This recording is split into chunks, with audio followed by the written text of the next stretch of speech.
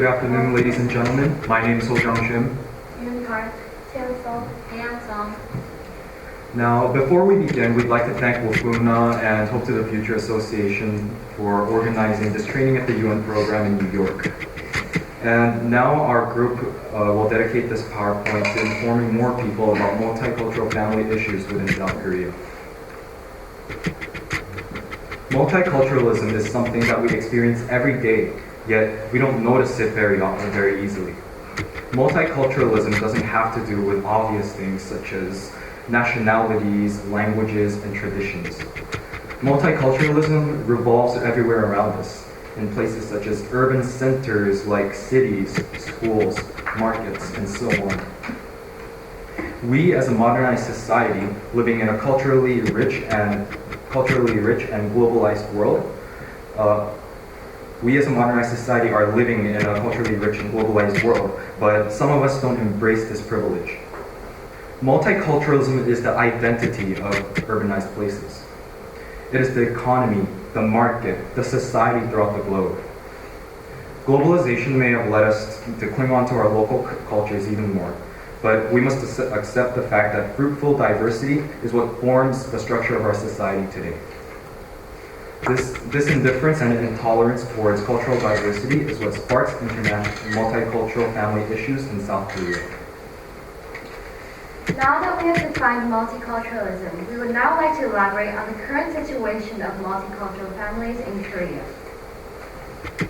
According to the Korean Health and Society Association, the number of multicultural families in Korea in 2009 was approximately 300,000, and the experts in this organization predict a steady increase in Korea's multicultural population. A recent survey showed that the actual multicultural population in 2015 exceeded experts' predictions of the 2020 multicultural population by almost 100,000. With foreign residents now accounting for nearly 3% of the Korean population, it is now time for us to take multiculturalism seriously. So, what is the Korean government doing to support the multicultural population? The government launched the Basic Plan for Policy Support of Multicultural Families in 2010. With a vision to make a happy society for multicultural families, this plan has 4 major goals, 7 core tasks, and 36 specific programs. Its 4 goals are the following. First, strengthening the capabilities of marriage immigrants. Second, supporting the education of children of multicultural families. Third, reinforcing healthy multicultural family relations. And fourth, fostering a sound multicultural society. The Korean government has been working towards these goals by providing multicultural families with various services. It has been offering advanced Korean language classes, operating an agency specializing in providing training on employment, and much more. The government has also built multicultural family centers in areas such as Gangnam and Seocho, despite the fact that these areas have low multicultural populations. The 3 areas with the densest population of multi-ethnic people are Yeongdeung-po, Gumcheon, and Guro.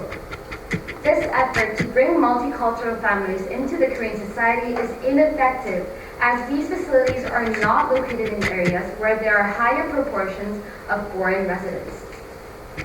Because the government's effort aims for assimilation rather than embracing external cultures and is not effective in the provision of resources, the multicultural population still confront hardships in their daily lives. The income of multicultural families is relatively low, with 60% of them earning less than $1,800 a month. To make the situation worse, the education level and job experience that immigrants had before moving to Korea are not effectively linked to relevant jobs in the country. With many only suited for low-skilled jobs, their financial health is fragile. Another difficulty that multicultural families commonly face is Koreans' negative perception of the multicultural population. Having been a homogenous nation for a long time, the Korean society is not ready to fully embrace cultural diversity yet.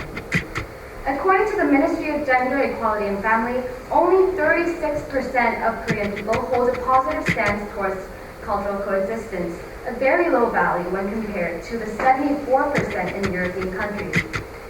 Furthermore, With crimes being committed by foreigners and certain of xenophobic views, there are concerns that this hostility will reach multicultural families. And this feeling of antipathy will make employment difficult and thus will challenge the multicultural population's social and economic lives. So, what do we want to do and who is our main target audiences?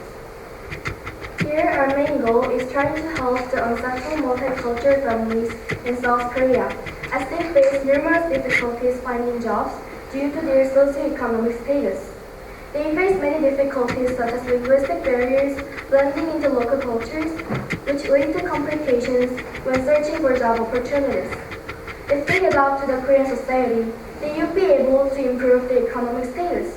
However, Korea is a fairly homogeneous country, which makes it even more challenging for multicultural people to assimilate into Korean society. As globalized Korean citizens, we feel the need to aid those people from various places around the world who are suffering in Korea, as it is our duty to welcome the global community into our country. So our action relates to SDG number 10, reduce inequalities, because racial discrimination toward multicultural communities is prominent in Korea. Examples of these situations can be inside schools, during job interviews, etc. Negative public perception is prevalent everywhere in Korea. As Chelsea mentioned, only 36% of Korean population are positive to cultural coexistence. The inequalities caused by this negativity lead to further economic difficulties.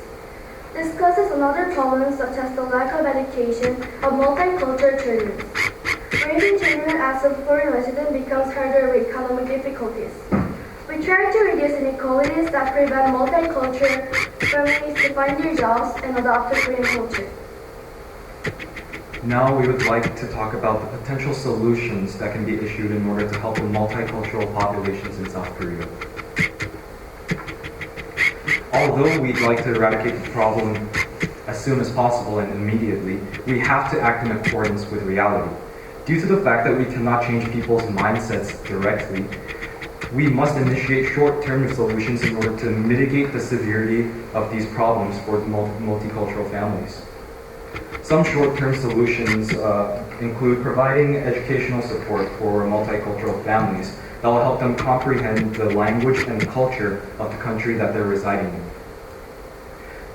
These programs are necessary because we have to comply with the current social standards of the country, since Korea usually prefers to assimilate people rather than welcome and embrace foreign cultures.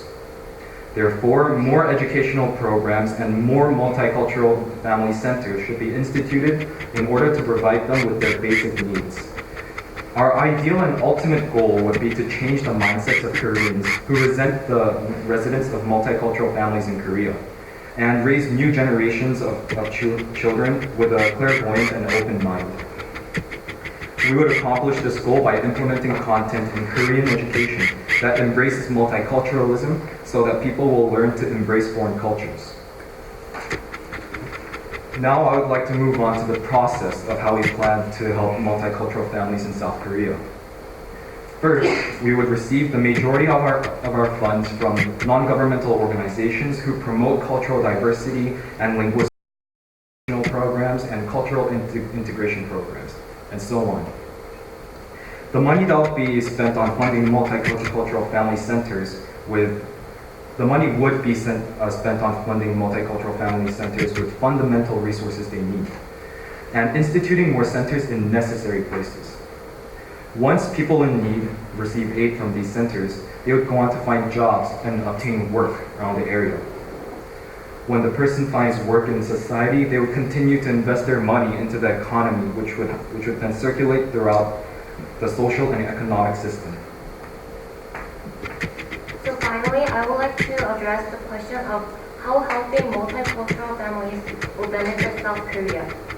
Since the multicultural family population, who generally have a low income, is gradually increasing in Korea, it is necessary to support them by instituting more strengthened, customized services such as multicultural family centers and providing them with educational support. Because multicultural families are undeniably a part of our society, these people inherit the natural right to be welcomed with education and opportunities for the jobs.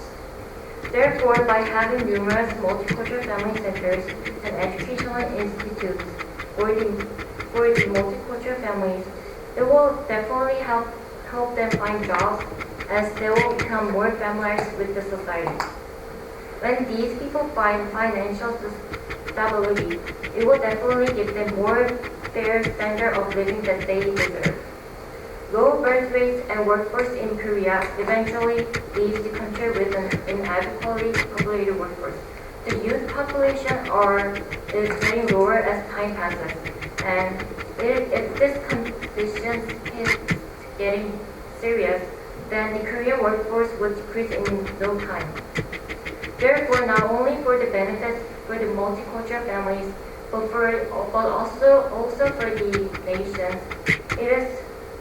also for the nation, it is necessary to welcome the multicultural families into the workforce, which will eventually guarantee the nation with economic growth and development.